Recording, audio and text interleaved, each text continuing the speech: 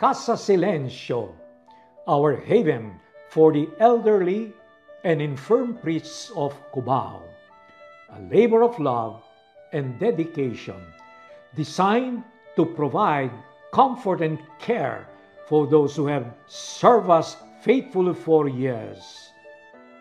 Despite facing unforeseen challenges, we are delighted to announce that construction has resumed. With a new contractor on board, we are moving forward with renewed hope and reimagining structure. The design of Casa Silencio has been thoughtfully updated, reflecting our commitment to creating a sanctuary that truly honors our beloved shepherds. Our target completion is now set for 2025. And with your continued support, we are confident that this vision will soon become a reality. To all who have contributed to this project thus far, we express our heartfelt gratitude. Your kindness has created a sanctuary where our priests can seek solace and tranquility. But we still need your help to bring this dream to completion. We ask you to open your hearts once again and support the final stages of this important project. Details of how you can contribute will be shared through your local parish. As we move forward, let us not forget the importance of caring for those who have guided us on our spiritual journeys.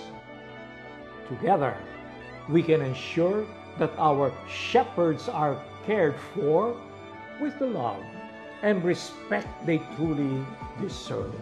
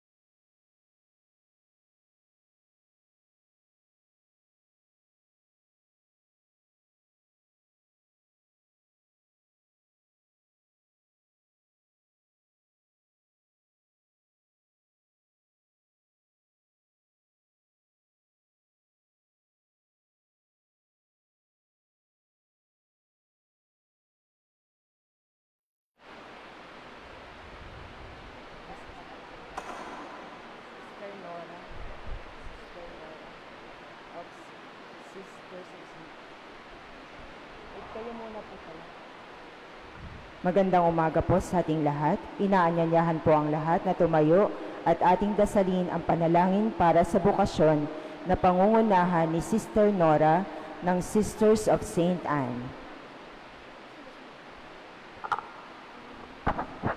Sa ngalan ng Ama at ng Anak, ng Espiritu Santo. Amen.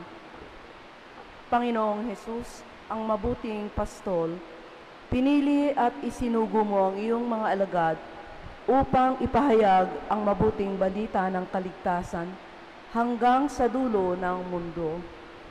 Pagkalooban mo ang iyong simbahan ng marami pang mga pari, relihiyoso at relihiyosa, na tapat na maglilingkod upang ang iyong kawan ay lumago sa pananampalataya, pag-asa at pag-ibig. Payabungin mo ang binhi ng bukasyon sa puso ng mga kabataang nagsisikap tuklasin ang iyong kalooban para sa kanila. Palakasin mo ang kanilang loob upang yakapin ang iyong kalooban. Pagtibayin mo ang kanilang pagtitiyaga at karunungan sa harap ng iba't ibang mga pagsubok at pagtitiis. Liwanagan mo ang isip ng mga magulang upang maunawaan nila na napakaganda at napakabuti na ialay ang kanilang mga anak upang maglingkod sa iyong simbahan. Higit mo pang pagpalain ang mga pamilyang bukas palad na naghahandog sa iyo. Pagkalooban mo ng malalim na pag-ibig at dedikasyon ang lahat ng pamayanang Kristiyano at gawin mo silang katuwang sa pagpapalaganap at pagsuporta sa lahat ng bukasyon. Hinihiling namin ito sa pamamagitan ng iyong pangalan. Amen.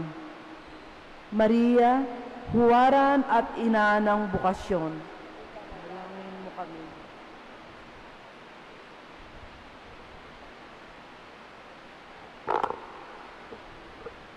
Ngayon ay pinagdiriwang natin ang ikatlong linggo sa karaniwang panahon. Ang ating pong mamumuno sa misang ito ay si Reverend Father Gerald Moscardon. Sabayan po natin ang koro sa pag-awit.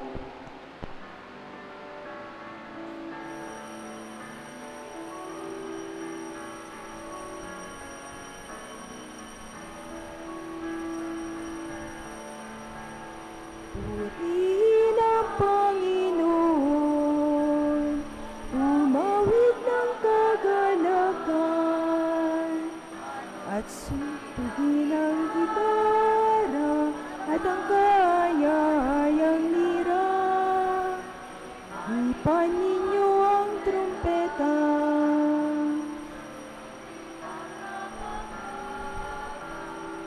Sa Diyos tayo'y tumawag,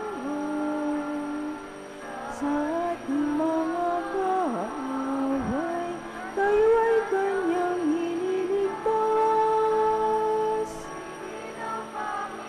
Panginoon, umawit ng kagalakan, at tugtugin ang gitara at ang kaya-ayang lira. Hipan ninyo ang trumpeta, hampasaning mabig.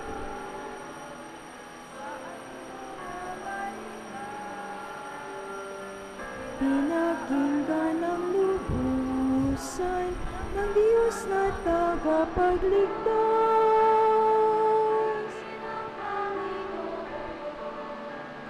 Umawit ng kagalakan, at tugtugin ang gitara at ang kaya-ayang lira.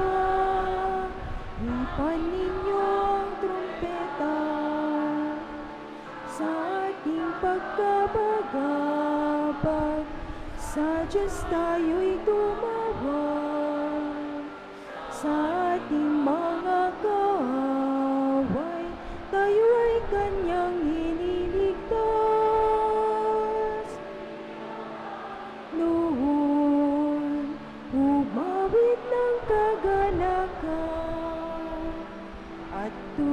tugtugin ng gitara at ang kayayang lira.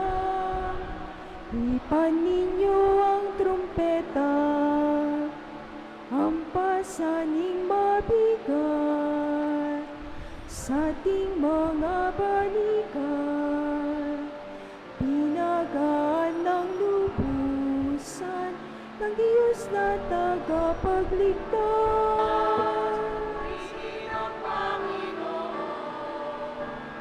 Umawit ng kagalakan at tugtugin ng gitara at ang kayayang lira.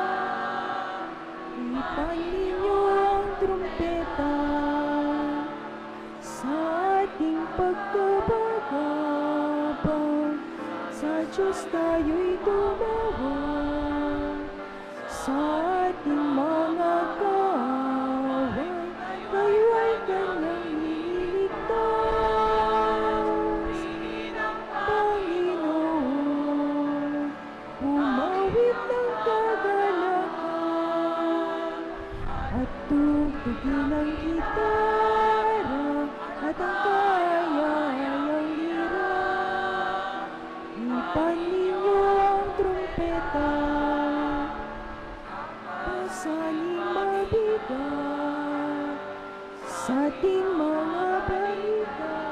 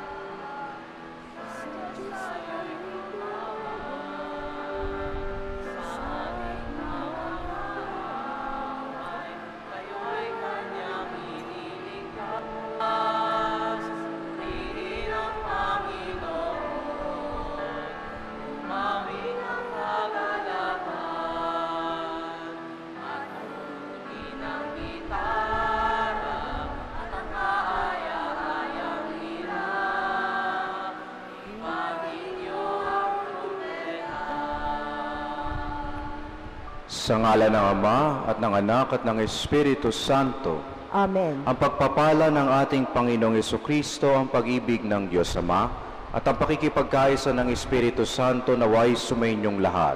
At sumayo rin. Mga kapatid, aminin natin ang ating mga kasalanan upang tayo maging marapat gumanap sa banal na pagdiriwang.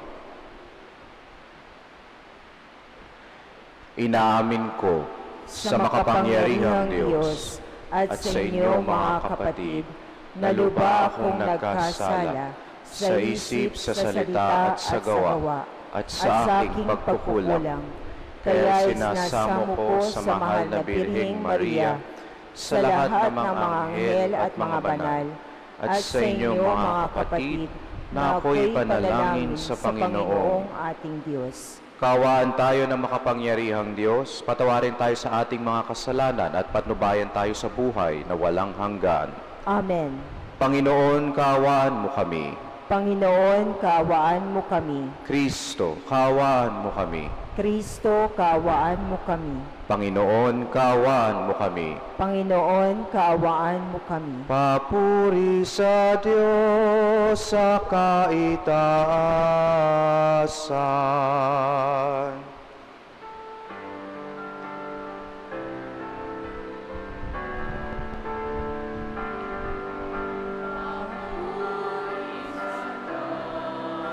Papuri sa Diyos, papuri sa Diyos sa kaitaasan, at sa lupa'y kapayapaan, at sa lupa'y kapayapaan, sa mga taong kinalulugtan niya. Pinupuri ka namin, inarangal ka namin. sinasamba ka namin, ipinagpupuni ka namin, pinasasalamatan ka namin. Dahil sa dakila mong angking kapurihan, Panginoong Diyos, Hari ng langit, Diyos amang makapangyarihan sa lahat, Panginoong Jesucristo, bugtong na anak, Panginoong Diyos, Kordero ng Diyos, anak ng Ama, puri sa Diyos, papuri sa Diyos, papuri sa Diyos sa kaitasan.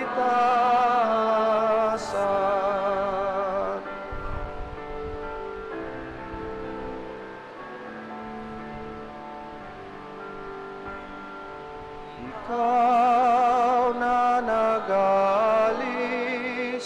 ng mga kasalanan ng sanlibutan, maawa ka sa amin. Ikaw na nag-alis ng mga kasalanan ng sanlibutan,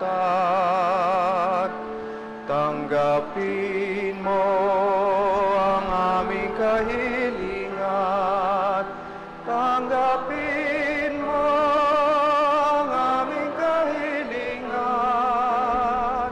Ikaw na naluluklok sa kanan ng Ama, maawa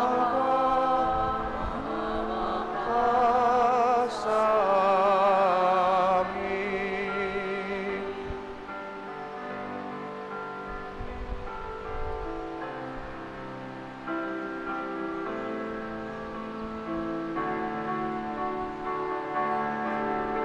Papuri sa Diyos, papuri sa Diyos, papuri sa Diyos sa kaitasan,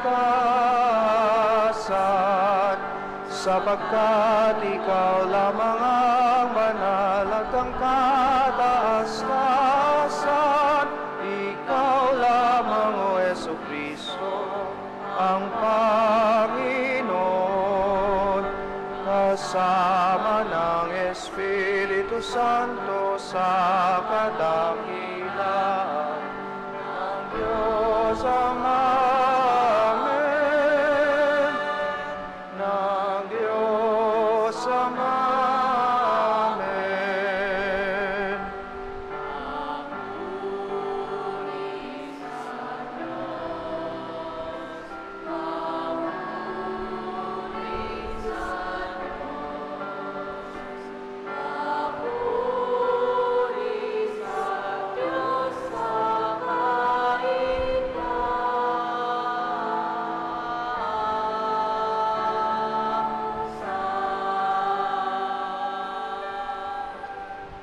Manalangin tayo.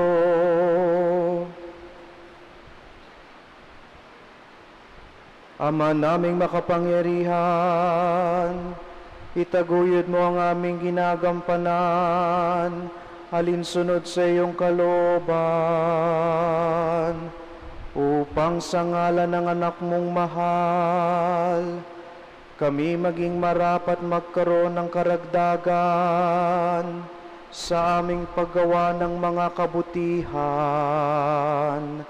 sa pamamagitan ni Jesucristo, kasama ng Espiritu Santo, magpasawalang hanggan.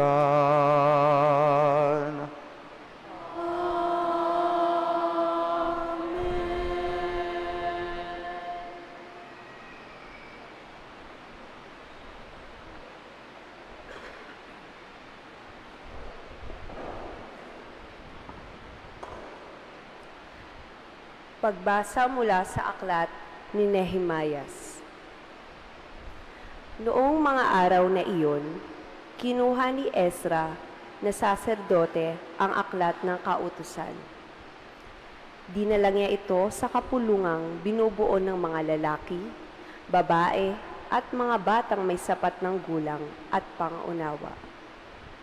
Mula sa umaga hanggang tanghali, binasa niya ang kautusan sa harapan ng mga taong natitipon sa liwasang bayan.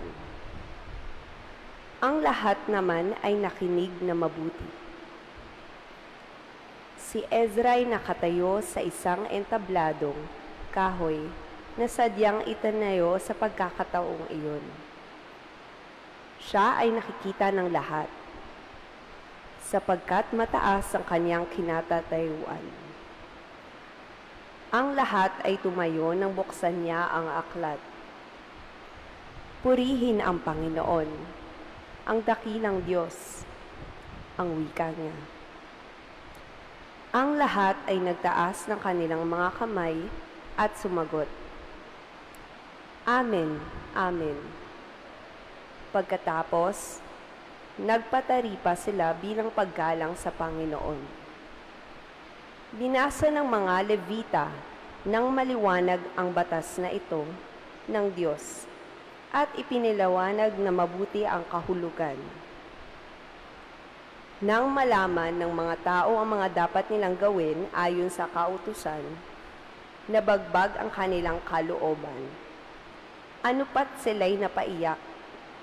Ang araw na ito ay dakila sa Panginoon na inyong Diyos. Wika ni Nehemias at Ezra at mga Levita. Nakikinig ang mga tao at umiiyak nga kaya't sinabi nila, Huwag kayong umiyak.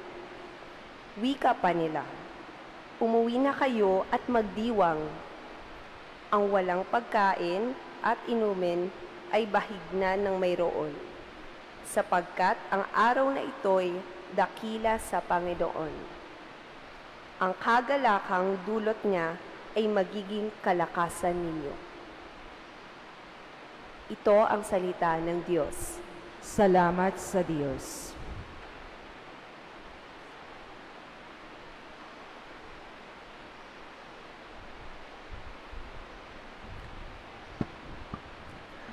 Espiritong bumubuhay ang salita ng may kapal. Espiritong bumubuhay ang salita ng may kapal. Ang batas ng Panginoon ay batas na walang kulang. Ito'y utos na ang dulot sa tao ay bagong buhay. Yaong kanyang mga batas ay mapagtitiwalaan. Nagbibigay ng talino sa pahat ang kaisipan. Espiritong bumubuhay ang salita ng may kapal. Ang tuntuning ibinigay ng poon ay wastong utos. Liligaya ang sinuman kapag ito ang sinunod. Ito'y wagas at matuwid pagkat mula ito sa Diyos. Pangunawa ng isipan, yamang bunga idudulot. Espiritong bumubuhay ang salita ng may kapal.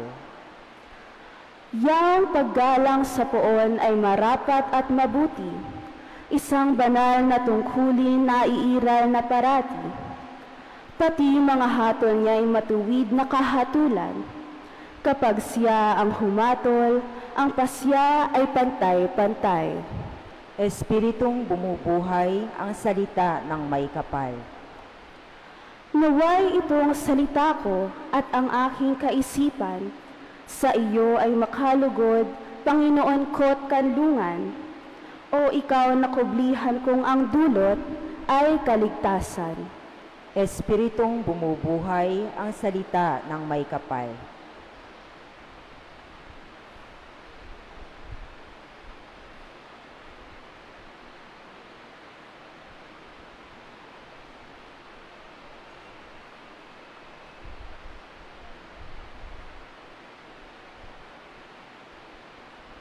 Ikalawang pagbasa. Pagbasa mula sa unang sulat ni Apostol San Pablo sa mga taga-Korinto. Mga kapatid, si Kristo ay tulad ng isang katawan na may maraming bahagi.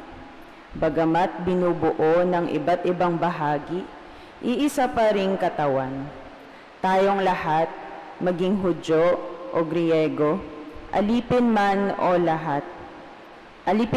malaya, ay bininyagan sa iisang espiritu upang maging isang katawan. Tayong lahat ay pinaiinom sa iisang espiritu. Ang katawan ay binubuo ng maraming bahagi at hindi ng isang bahagi lamang. Kung sabihin ng paa, hindi ako kamay, kaya't hindi ako bahagi ng katawan. Hindi na nga ba ito bahagi ng katawan? Kung sabihin ng tainga, hindi ako mata, kaya't hindi ako bahagi ng katawan. Hindi na nga ba ito bahagi ng katawan? Kung panay mata lamang ang buong katawan, paano ito makaririnig? Kung panay tainga lamang ang buong katawan, paano ito makakaamoy? Subalit, inilagay ng Diyos ang bawat bahagi ng katawan ayon sa minabuti niya. Hindi maituturing na katawan kung ito'y isang bahagi lamang. Ngunit ang totoo'y marami ang mga bahagi, ngunit iisang katawan lamang. Kaya't hindi masasabi ng mata sa kamay, hindi kita kailangan, ni ng ulo sa mga paa, hindi ko kayo kailangan. Sa katunayan, ang mga bahagi wari may hina ang siya pang kailangang-kailangan. Ang mga bahagi ng katawan na inaakala nating hindi gaanong kapuri-puri ay pinag-uukulan ng higit na pag-aalaga. Ang mga bahaging hindi likas na maganda ay siya nating pinagaganda. Hindi na ito kailangang gawin sa mga bahaging sadyang maganda. Nang isaayos ng Diyos ang ating mga katawan, binigyan niya ng higit na karangalan ang mga bahaging hindi gaanong marangal, upang hindi magkaroon ng inggitan, at sa halip ang lahat ay magmalasakitan. Kung nasasaktan ang isang bahagi, nasasaktan ang lahat. Kung pinararangalan ang isang bahagi, nagagalak ang lahat. Kayong ang lahat ang iisang katawan ni Kristo at bawat isa'y bahagi nito. Naglagay ang Diyos sa simbahan, una ng mga apostol, ikalawa ng mga propeta, at ikatlo ng mga guro. Naglagay rin siya ng mga gagawa ng mga kababalaghan, mga magpapagaling na mga may sakit, mga tagatulong, mga tagapangasiwa, at mga magsasalita sa iba't ibang wika.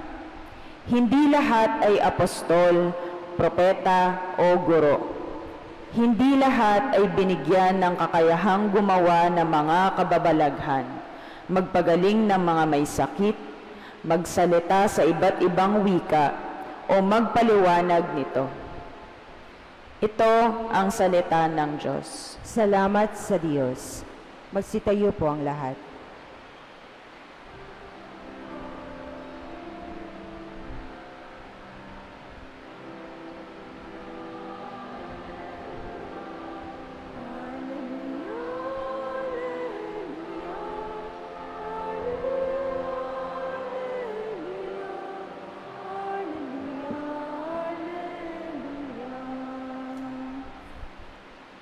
Ikaw, Kristo, ay sinugo upang sa dukhay magturo, magpalaya sa bilanggo.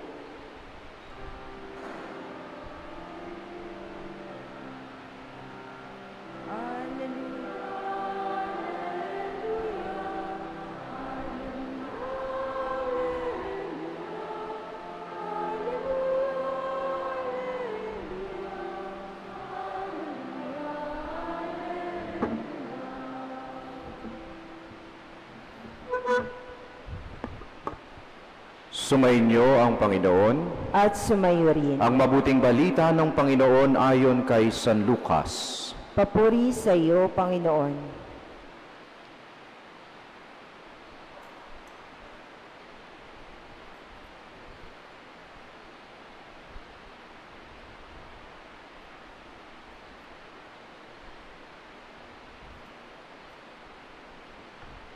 Kagalang-galang na Teofilo, marami na po ang nagsikap na sumulat tungkol sa mga bagay na naganap sa gitna namin. Ang kanilang sinulat ay ayon sa sinabi sa amin ng mga nakasaksi nito, buhat sa pasimula at nangaral ng salita. Matapos na ako'y makapagsuri ng buong ingat tungkol sa lahat ng bagay na ito buhat pa sa pasimula, minabuti ko pong sumulat ng isang maayos na salaysay para sa inyo upang lubusan ninyong matiyak ang katotohanan ng mga bagay na itinuro sa inyo. Noong panahong iyon, bumalik si Jesus sa Galilea at sumakanya ang kapangyarihan ng Espiritu Santo. Kumalat sa palibot na lupain ng balita tungkol sa kanya. Nagturo siya sa kanilang mga sinagoga at dinakila siya ng lahat. Umuwi si Jesus sa Nazaret na kanyang nilakhan. Gaya ng kanyang kinagawian, pumasok siya sa sinagoga ng araw ng pamamahinga. Tumindig siya upang bumasa at ibinigay sa kanya ang aklat ni Propeta Isaías. Binuksan niya ang aklat sa dakong kinasusulatan ng ganito: Sumasa akin ang Espiritu ng Panginoon sapagkat hinirang niya ako upang ipangaral sa mga dukha ang mabuting balita. Sinugo niya ako upang ipahayag sa mga bihag na sila'y lalaya at sa mga bulag na sila'y makakakita, upang bigyang kaluwagan ang mga sinisiil at ipahayag ang pagliligtas na gagawin ng Panginoon. Binalumbon niya ang kasulatan at matapos isauli sa tagapaglingkod, siya'y naupo. Nakatitig sa kanya ang lahat ng nasa sinagoga at sinabi niya sa kanila, natupad ngayon ang bahaging ito ng kasulatan samantalang nakikinig kayo. Ang mabuting balita ng Panginoon. Pinupuri ka namin, Panginoong Hesukristo. Magandang umaga po sa inyong lahat. Bilang isang pari na sa loob lamang ng 2 taon o a little over 2 years, marami na ho akong mga weddings o kasal where I solemnize. And sa bawat kasal ay makikita mo ang saya ng mga kinakasal, the bride and the groom. Dito pa lang ho sa katedral, madami ho ang kinakasal linggo-linggo. May mga kinakasal tayo, salamat sa Diyos. Marami pa rin ang mga gustong magpakasal. At tuwing may kinakasal, may 3 bagay na bit-bit ang mga entourage na hindi nawawala sa kasal. Una, yung singsing. Di pwedeng mawala. Pangalawa, yung aras. At yung pangatlo, ano sa tingin nyo? Ang Biblia. Lagi kong pinapaalalahanan ang mga kinakasal na huwag kalimutan ang 3 bagay na ito. Yung singsing, mahirap kalimutan kasi lagi nilang suot-suot at laging napapaalalahanan ng mag-asawa sa pangako nila sa kasal. Yung aras, mahirap ding kalimutan kasi yung bariyang laman nun ay buwan-buwan din nilang kinikita at napapaalalahanan ng mag-asawa sa biyayang pinaghirapan nila at pagsasaluhan na galing din naman sa Diyos. Yung Biblia naman, yan yung madalas makalimutan. Alam nyo, ilang beses na ho ako nagbasbas din ng mga bahay. At nakakatuwa din naman na sa bawat bahay ay may altar. Binabasbasan ko ang altar. At minsan, hindi lahat, sa altar ay merong naka-enthrone na Bible, may Biblia. Pero napapansin ko, hindi mo makikita pag titignan mo lang eh. Pag lalapitan mo, at hahawakan mo ang Biblia, abay parang hindi ginalaw. Puno na ng alikabok. Hindi yata binubuksan. Naka-display lamang. Pinapaalalahanan ko ang mga mag-asawa na kayo kung magsisimula ng bagong pamilya, abay huwag niyong kakalimutan na mahalaga ang papel ng salita ng Diyos. Kung alam lang natin ang kapangyarihan ng salita, bawat bahay magkakaroon ng Biblia. Bawat isa sa atin may personal na Biblia. Meron ba kayo? Meron? Huwag kayong matatakot sulatan o madumihan ng Biblia ninyo, ha? Tinuro sa amin yun sa seminaryo. Kasi kapag marami kang sulat sa Biblia, mga reflection mo, ibig sabihin binabasa mo. Pero kapag walang laman yan, ay baka hindi mo pa nabuksan yan, ha? Kung alam natin ang kapangyarihan ng salita ng Diyos, bawat isa sa atin, hindi lang magkakaroon ng Biblia, bubuksan yan araw-araw, babasahin, will consume every word, and most importantly, will live out the word. Ngayong araw po na ito ay National Bible Sunday and the Sunday of the Word of God para po sa 2.38 billion Christians worldwide. Hindi lang ho spiritual book ang Biblia. It is the Word of God. God as the author. And the human authors of the Bible are also true authors who are inspired by the Holy Spirit. The Bible is not only a source of knowledge, but a source of an encounter with Jesus, the divine Word. Sabi nga ni San Agustin, Jesus is present in every page of the Bible. At ang sabi naman ni Saint Jerome, paalala ito sa ating lahat, ignorance of the Bible is ignorance of Christ. Napakahalaga ng Biblia sa ating buhay Kristiyano. Sa bawat misa, we listen to the Word. Ito, parte ito. We call it the liturgy of the Word, where the Word of God is proclaimed. First reading, responsorial psalm, second reading, gospel, and even my homily. The homily deepens our reflection of the Word of God. Kaya nga, sa bawat misa, mahalaga kung sino ang mga magiging lektor. Dapat malinaw magsalita, maayos magsalita at magbasa. At tayo, anong ginagawa natin habang sila'y nagbabasa? Napapansin niyo ba wala tayong Biblia sa ating mga upuan? Bakit? Kasi inaanyayahan tayong makinig. Dapat nakikinig tayo in the proclamation. Because in the proclamation of the Word and in the reverent listening of the faithful, the Word becomes alive. At mahalaga din na kaming mga pari ay nagninilay at nagpapalalim ng pag-unawa sa salita ng Diyos so that the Word of God can be lived out in our daily lives. The Word gives us strength. The Word has the power. Lalong-lalo na sa tatlong bagay na ito na ating pagninilayan. The Word gives us the power and the will to live, to love, and to life. Una, the will to live.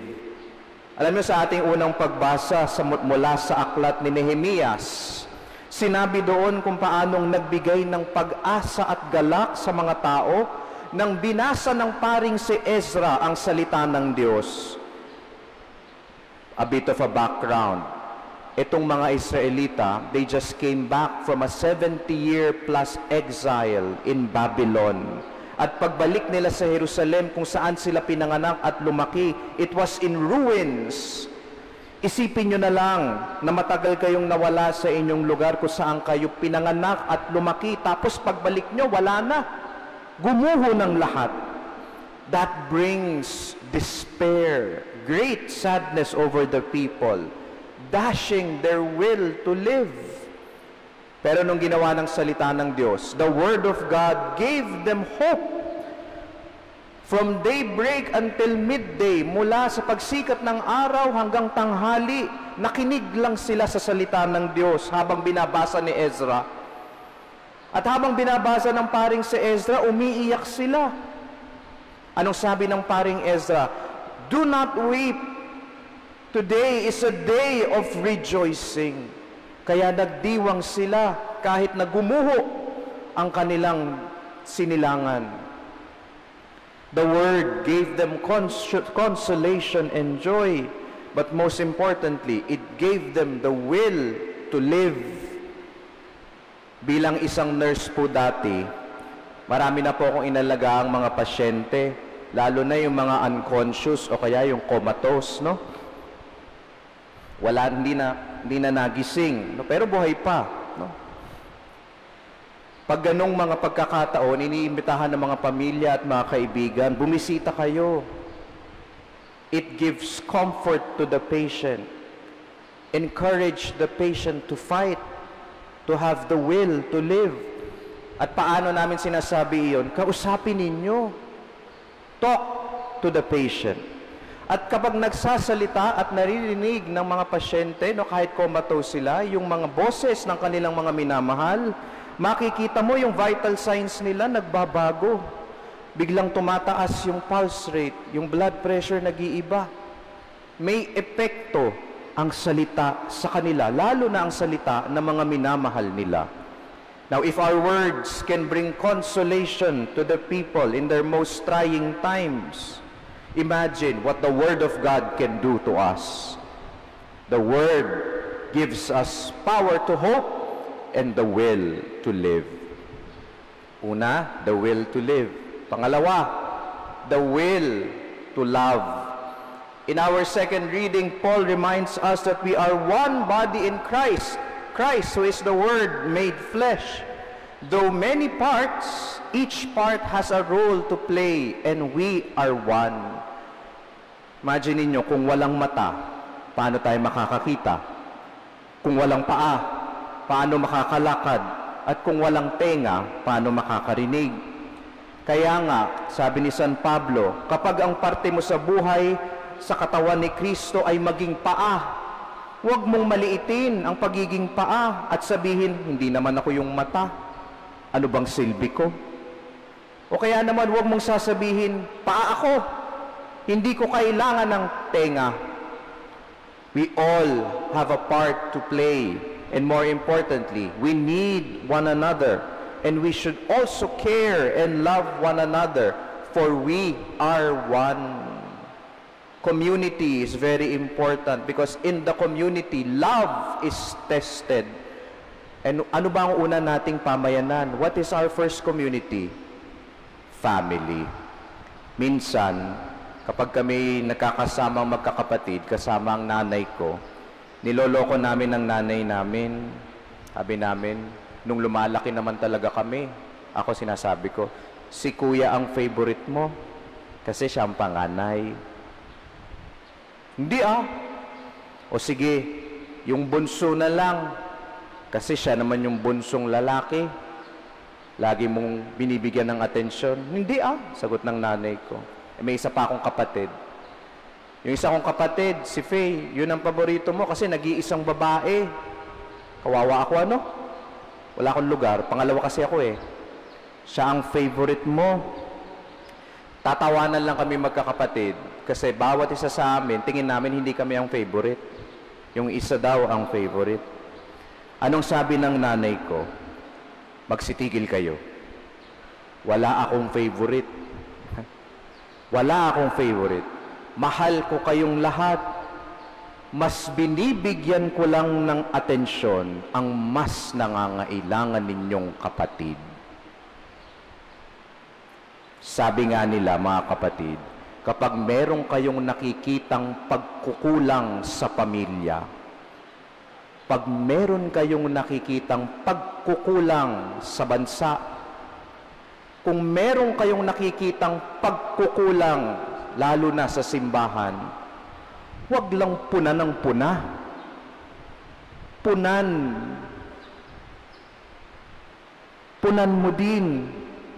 But do it not out of obligation, but do it out of love. The Word gives us the power to love. At pangatlo, the will to life. Jesus as the Word made flesh is the fulfillment of the Word. Jesus as the Word made flesh is the enfleshment of the Word. Sa bawat misa, ang salita nagbibigay buhay dahil tinatanggap natin si Jesus ang tinapay ng buhay. Sa bawat misa, ang salita hindi lamang nagbibigay buhay sa atin, ang salita hindi lang nagpapaalala sa atin kung paano mamuhay. Sa bawat misa, ang salita din ang nag-uudyok sa atin para ibigay ang buhay natin sa iba, to give life to others.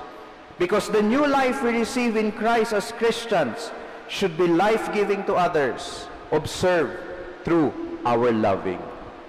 Tandaan ninyo mga kapatid, meron tayong kapangyarihan. We have the power because the Word is alive and the Word resides in all of us. The Word gives us the power and the will to live and to hope. The Word gives us the power and the will to love. Most especially, the Word gives us the power and the will to life. We have the power. Use it. Amen.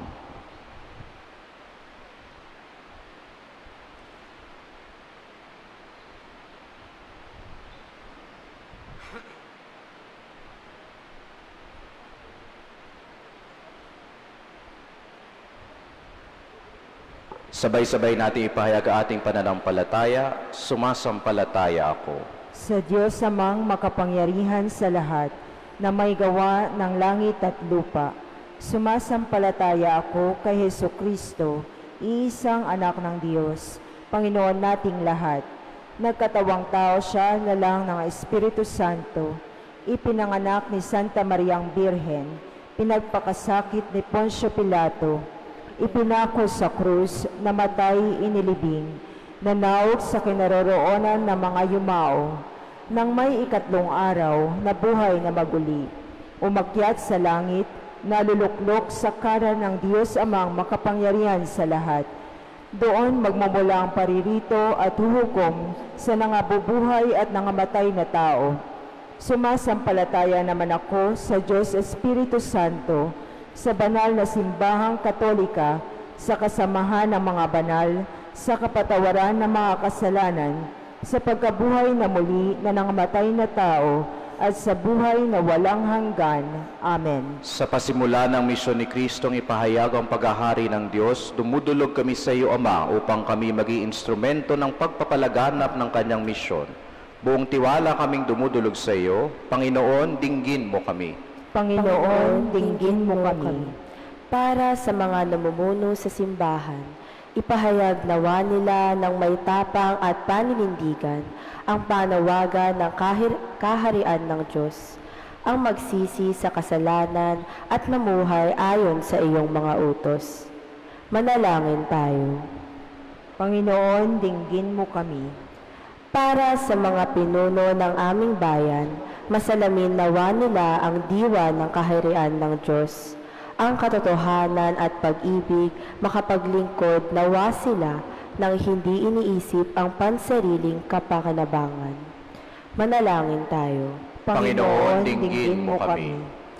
Para sa ating lahat na dumaranas ng pagsubok, bigyan mo nawa kami ng sapat na lakas nang harapin ang mga hamon sa buhay sa pamamagitan ng aming pagkapit sa salita at katawang nagbibigay buhay. Manalangin tayo. Panginoon, dinggin mo kami. Para sa bawat mananampalatayang Kristiyano, maging sandigan, lakas at inspirasyon, nawa namin ang iyong salita. O Diyos, nang kami maging banal at magkaroon ng buhay na walang hanggan. Manalangin tayo. Panginoon, dinggin mo kami.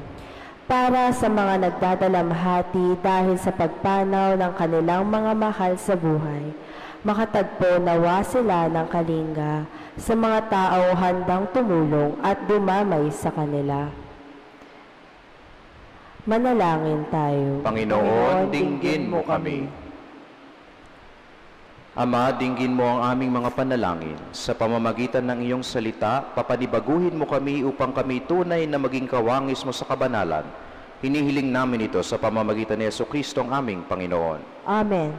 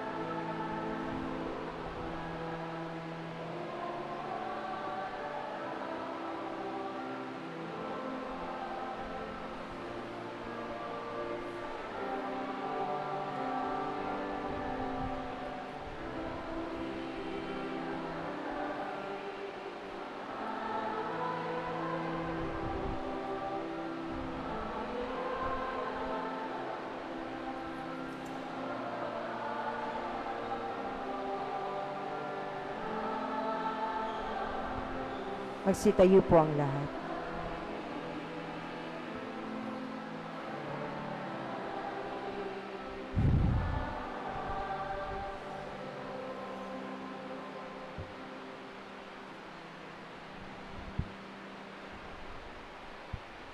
Manalangin kayo mga kapatid upang ang paghahain natin ay kalugdan ng Diyos Amang makapangyarihan. Tanggapin nawa ng Panginoon itong paghahain sa iyong mga kamay, sa kapurihan niya at karangalan, sa ating kapakinabangan at sa buong sambayanan niyang banal. Ama naming lumikha, tanggapin mong malugod ang aming mga handog. Ngayong ang kabanalan ay iyong dulot, kami sumasamo sa iyo't lumuluhog, upang kaligtasan iyong ipagkaloob sa pamamagitan ni Jesucristo, kasama ng Espiritu Santo magpasawalang hanggan.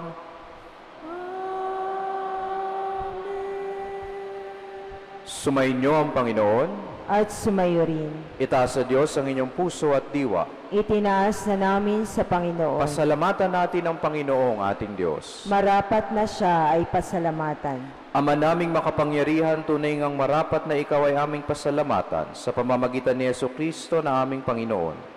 Lubhang nabagbag ang kanyang loob sa pagkakamali ng tao na sansinukob.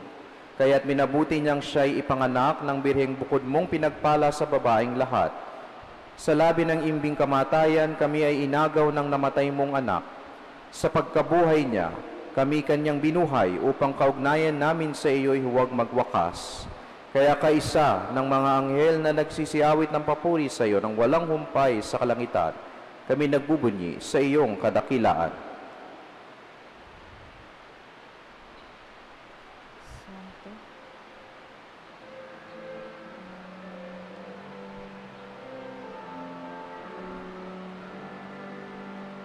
Santo, Santo, Santo, Diyos sa kapangyarihan, Diyos po sa walat yan. Langit at lupa, Hosana, Hosana, sa kaitaasan.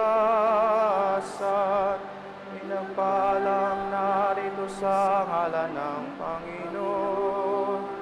Hosana, Hosana, sa kaitaasan.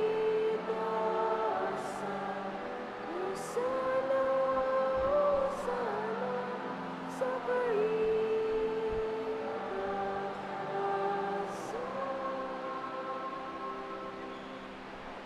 Ama naming banal, ikaw ang bukal ng tanang kabanalan.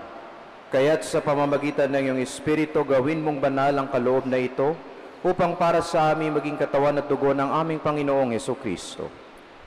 Bago niya pinagtiis ang kusang loob na maging handog, hinawakan niya ang tinapay, pinasalamatan kanya, pinaghati-hati niya iyon, iniabot sa kanyang mga alagad at sinabi, "Tanggapin ninyong lahat ito at kanin. Ito ang aking katawan na ihahandog para sa inyo."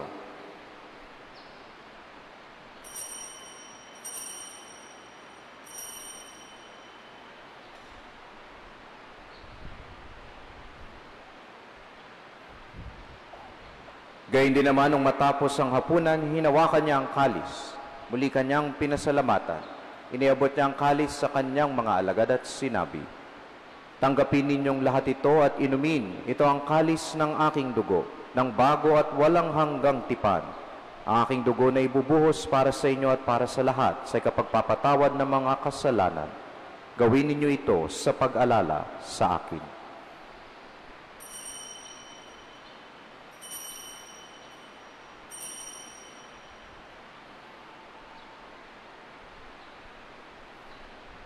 Ipagbunyi natin ang misteryo ng pananampalataya.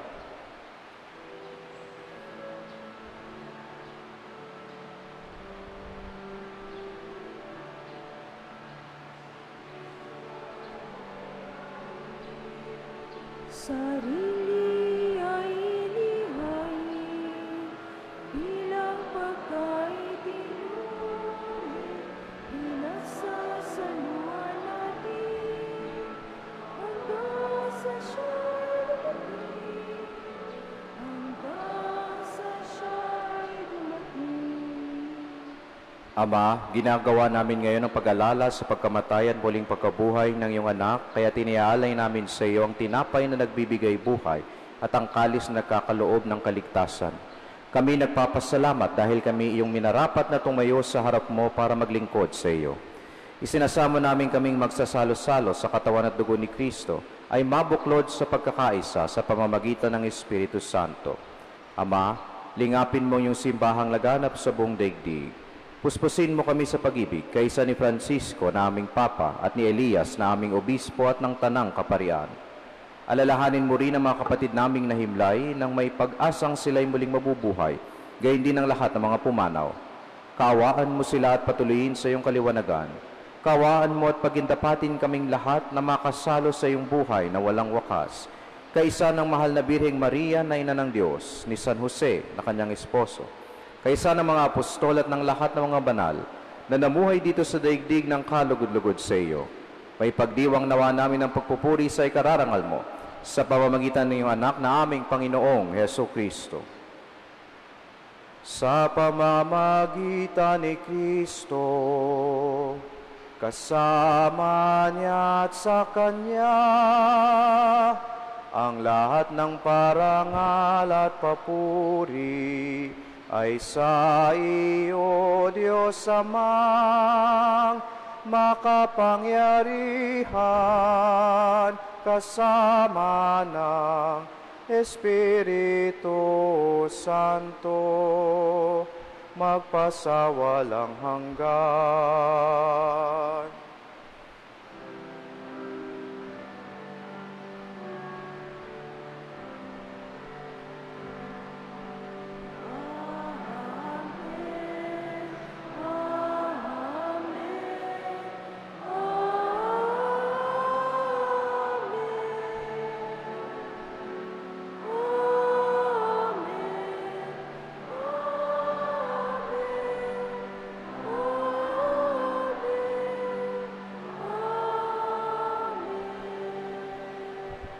Sa tagubilin ng mga nakagagaling na utos sa turo ni Jesus na Panginoon natin at Diyos, ipahayag natin ang lakas loob.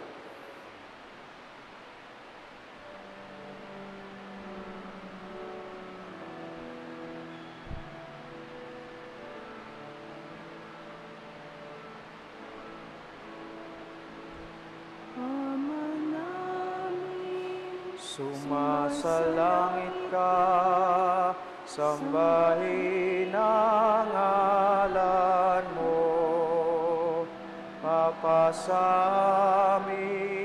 ang kaharian mo, sundin ang loob mo, dito sa lupa para ng sa langit, bigyan mo po kami ngayon ng aming kakanin sa araw-araw at patawarin mo kami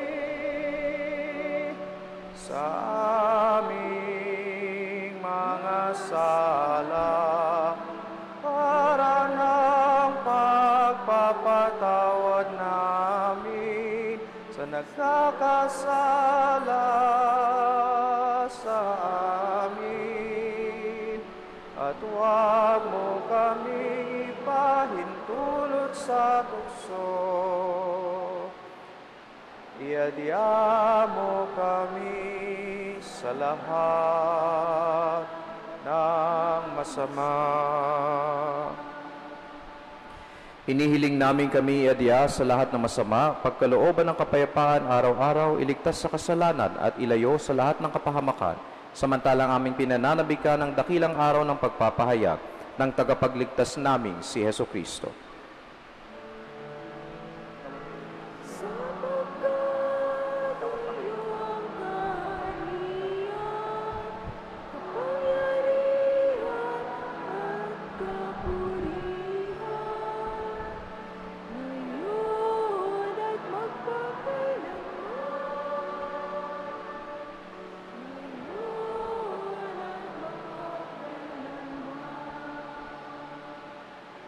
Panginoong Jesucristo, sinabi mo sa iyong mga apostol, kapayapaan ang iniiwan ko sa inyo, ang aking kapayapaan ang ibinibigay ko sa inyo. Tunghayan mo ang aming pananampalataya at huwag ang aming pagkakasala.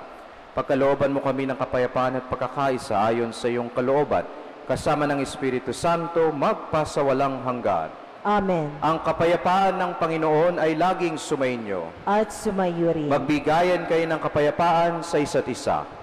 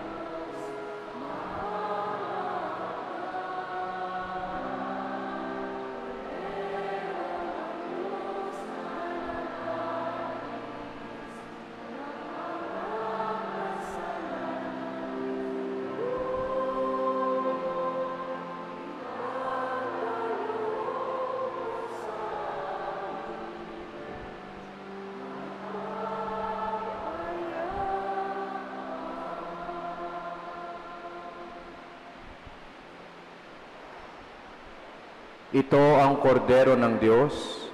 Ito ang nag-aalis ng kasalanan ng sanlibutan. Mapalad ang mga inaanyayahan sa kanyang piging. Sa iyo, ngunit sa isang salita mo lamang ay gagaling na ako.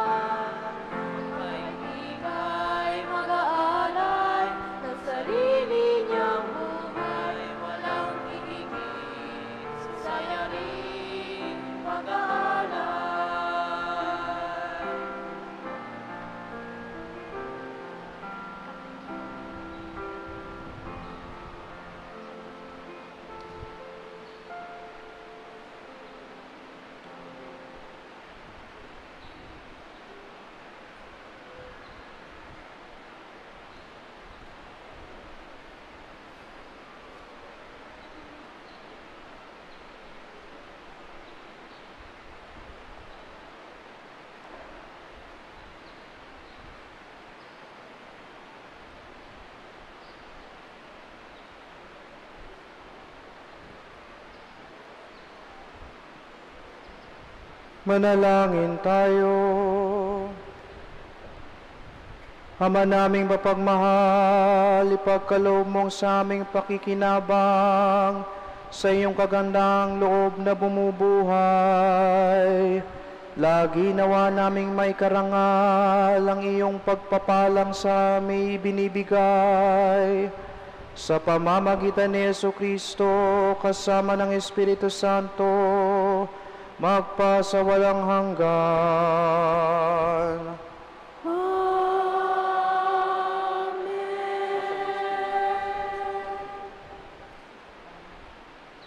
Magsiupo po ang lahat para sa ilang patalastas.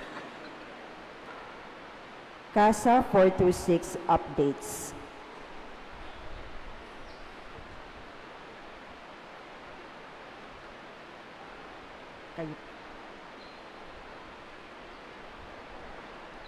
Nabanggit po yung CASA 426. Ano po? Tatatandaan nyo po na ito ay inilunsad natin noong Oktubre, na ngayon ng araw ay magtatapos. No, para po ito sa ginagawa nating Casa de Silencio, isang formation center at para na rin sa ating mga nakatatandang mga pari. Alam nyo ho ba kung magkano ang ating nalikom? It's para sa Casa 426. Ang target lang ho natin ay 4 na milyon. Hindi pa po umaabot ng January 26. Kahapon, ang na-raise po natin ay 4,874,529.64. Palakpakan po natin ang bawat isa. We have exceeded, hindi lang ho natin naabot, exceeded our target. Maraming salamat po sa inyong lahat. Salamat sa lahat ng mga donors, mga nag-solicit, yung ating mga CASA Angels, CASA Shares, BEC, MGC, sa PPC, at sa lahat ng mga ministries and organizations na tumulong para po sa programang ito. Doon po sa 4.8 million, 3.5 ay narimit na natin sa diocese, so ginagamit na ho para ho sa pagpapatayo ng ating Casa de Silencio.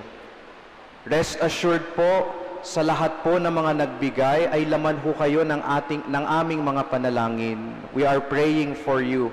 We are grateful for your generosity. Kahit ho matatapos na ho ang programang ito, kung gusto nyo pa rin ho magbigay, hindi ho namin kayo pipigilan. Pwede ho kayong lumapit sa opisina kung gusto nyo pa rin po magbigay.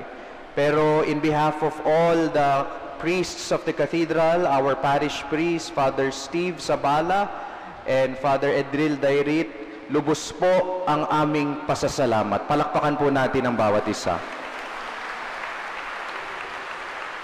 At ngayon ho, kung napapansin ninyo, maraming mga kabataan, dahil ngayon po ay ang Family Day ng Immaculate Conception Cathedral School, and we are still celebrating the Parochial Schools Month. Pinopromote po namin na ang mga estudyante ay mag-aaral sa ating mga parochial schools. Kasi dito, hindi lang natin tinuturuan maging magaling na estudyante dito, pero dito rin, mahalaga, maging mabuting tao. Parte ho ng programa natin sa Christian Formation sa parochial schools ay yung tinatawag na Dear Bible. Alam niyo po ba yung Dear Bible? Drop everything and read the Bible. Ginagawa ho yan ng mga bata. So, para ho magkaroon ng holistic formation ng kabataan, hindi lang lamang sa katalinuhan, kundi sa kabutihan din, i-promote po natin o ipasok po natin ang ating mga anak o mga kakilala na gustong mag-aral sa ating mga parochial schools under the Diocese of Cubao Educational System. Meron pa ba? Additionally po, meron po kaming booth sa labas para sa ICCS. Para sa karagdagang informasyon po, maaari po kayong lumapit sa aming booth po sa pagpasok po sa katedral. Opo, may flyers po na ipamimigay para ho sa information on our cathedral school. Magsitayo po ang lahat. Sumayin niyo ang Panginoon. At sumayo rin. Iyukunin niyo inyong mga ulo para sa pagbabasbas. Ang di malirip na kapayapaan ng Diyos Ama ang lumikap sa inyong puso at pag-iisip sa pamamagitan ng pagkakilala at pag-ibig niya at ng kanyang anak na si Jesucristo na ating Panginoon, ngayon at magpasawalang hanggan. Amen. At pagpalain kayo ng makapangyarihang Diyos, Ama at Anak at Espiritu Santo. Amen. Naialay na po natin ang banal na Eucharistia, humaya ko yung taglay ang pag-ibig at kapayapaan ni Kristo. Salamat sa Diyos.